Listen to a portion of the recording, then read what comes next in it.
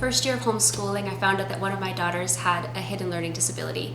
And the thought of sending her back to school was horrific. I couldn't imagine how lost that she would get in the system, how her self-esteem would be affected, and how they'd be able to teach her in the way she needed to learn. So for many reasons, I felt like I couldn't send her back to school. We also stick with it because we have so much more joy in our life. We feel like we have more time together. We're less hurried as a family. And yeah, we're really building into our family. I feel like I can give my kids the best of me. Okay, so what are some of the misconceptions or myths about homeschooling? That we're all backward, that we're an oddity. It's often thought of that kids who are homeschooled are socially inept and that they don't ever get out of the house and that they don't socialize and that they don't, know how to integrate into society.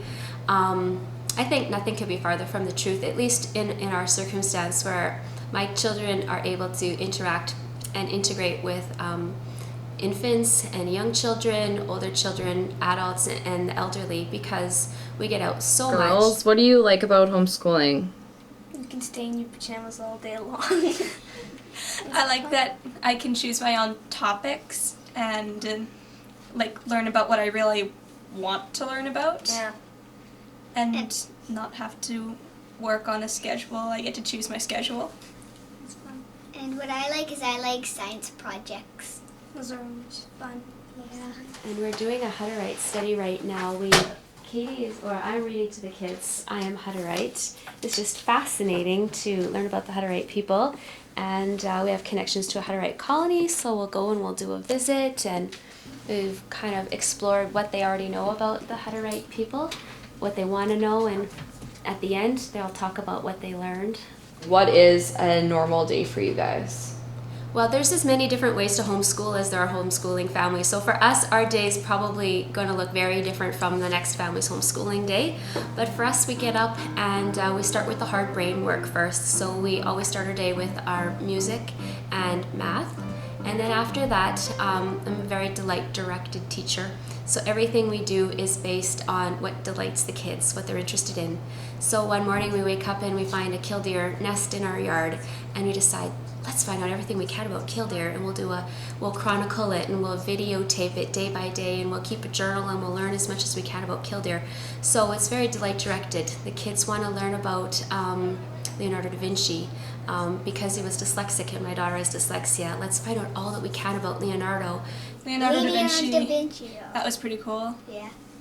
Yeah. And then after we go on a field trip, we take notes during it, and then we bring it all back home and then do A big study about whatever we learned. So then we get everything in, and then we present it in a lot of different ways, like in a poster boards, which are over there. Little videos. We can do little videos. We take pictures. We'll do She's the cameraman. presentations. Well, I find the stigma attached with homeschooling sometimes a little bit sad. Just because it's not mainstream doesn't mean that it's that there's something wrong with it. So I find it discouraging at times when people that we're close with continually try to talk us out of doing it any longer. And then they come and they write about it. They pick their favorite pictures, and we do lots of presenting among ourselves or with other kids who are homeschooled as well. We'll do presentations. My favorite exhibit was the Titanic exhibit. I don't necessarily teach them content, but my children are learning how to learn, and they have the research skills to be able to find out how. They have great reasoning skills, and they're always curious. They're always asking why. How to raise the perfect puppy. She's been studying this about all summer, and we've got her room is full of Cesar Millan books. Whenever she watches a movie, it's pretty much going to be Caesar Milan, Dog Whisperer.